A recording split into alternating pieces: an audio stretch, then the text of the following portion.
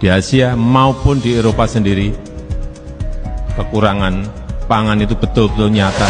Krisis pangan global telah menjadi isu yang semakin mendesak dalam beberapa tahun terakhir.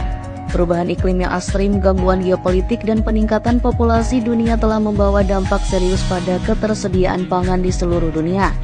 Demikian disampaikan Presiden RI Joko Widodo dalam pidatonya pada Rakernas 4 PDI Perjuangan pada Jumat 29 September 2023 di G-Expo Kemayoran, Jakarta. Presiden menggarisbawahi pentingnya kedaulatan pangan dan visi taktis untuk mengatasi tantangan tersebut. Presiden mengingatkan tentang ancaman yang dihadapi dunia saat ini.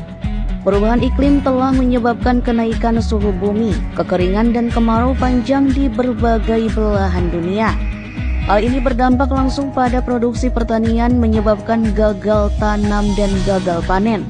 Jokowi menjelaskan kekurangan pangan telah menjadi masalah serius di berbagai negara, dengan harga bahan pangan yang naik secara drastis.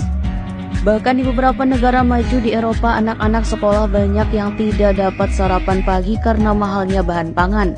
Sebanyak 22 negara termasuk Rusia, India, dan Bangladesh menghentikan ekspor pangan untuk mengamankan pasokan di dalam negeri. Semua negara sekarang mengerim semuanya, tidak ekspor pangannya. Situasi ini menunjukkan betapa pentingnya ketersediaan pangan dalam menjaga stabilitas sosial dan ekonomi. Kedaulatan pangan sebagai solusi krisis pangan global. Presiden Jokowi memahami bahwa kedaulatan pangan menjadi kunci dalam menghadapi tantangan krisis pangan global. Dengan penduduk Indonesia yang terus bertambah mencapai 278 juta saat ini dan diperkirakan mencapai 310 juta pada tahun 2030. Negara ini perlu memastikan ketersediaan pangan yang cukup untuk rakyatnya.